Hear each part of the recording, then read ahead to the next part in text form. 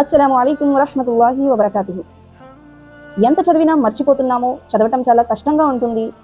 చదివిన తరువాత పరీక్షలు బాగా రాయటం అవ్వటం లేదు. పరీక్షలు బాగా రాయాలన్నా, బాగా చదువుకోవాలన్నా, చదివింది బాగా గుర్తుండాలి అన్నా ఏదైనా మంచి దువా ఉంటే చెప్పండి బాజీ అని కొంతమంది అడుగుతూ ఉంటారు. అయితే ప్రియమైన మిత్రులారా, ఖురాన్లో సూరతు తోహాలో ఈ దువాను అల్లాహ్ తఆలా ప్రస్తావించడం జరిగింది.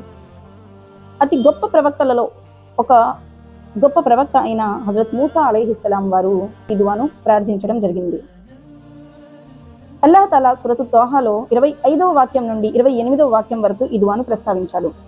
హజరత్ మూసా అలైహిస్సలాం వారు ఈ విధంగా అల్లాహ్ తఆలాతో దువా చేశారు. ఆ దువా ఏమిటి అంటే, అఊదు బిల్లాహి మినష్ షైతానిర్ రజీం, బిస్మిల్లాహిర్ రహ్మానిర్ రహీం, రబ్బిష్రహ్ లీ సద్రీ వయస్సిర్ లీ అమ్రీ వహ్లుల్ ఉక్దతం మిన్ లిసానీ యఫ్కహు కౌలీ.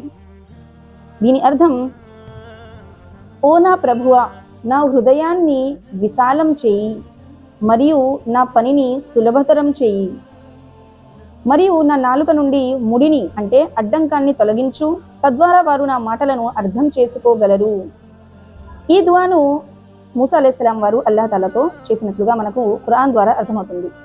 ప్రియమైన మిత్రులారా, ఏది చదివినా మర్చిపోతున్నాము అన్నప్పుడు, ఏదైనా పని సులువవ్వాలి, నా మాటలు వేరే ఒకరికి అర్థం అవ్వాలి, చదివింది బాగా గుర్తుండాలి, పరీక్షలు బాగా రాయాలి, ఇలాంటి సమయాలలో తప్పకుండా ఈ దువాను చదవండి.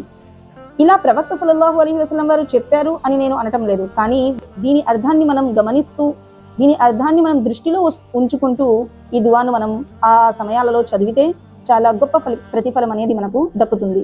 ఖురానిక్ దువా అంటే ఖురాన్లో అల్లాహ్ తఆలా ప్రస్తావించిన ఈ దువా ఎంతో ప్రయోజనాలు కలిగి ఉన్నది. హజరత్ మూసా అలైహిస్సలాం వారు అల్లాహ్ తఆలాతో ఈ దువా చేసిన తర్వాత అల్లాహ్ తఆలా వారి దువాను అంగీకరించారు. కాబట్టి మనం కూడా ఈ దువాను ఎక్కువగా చదవాలి ఇన్షాఅల్లాహ్.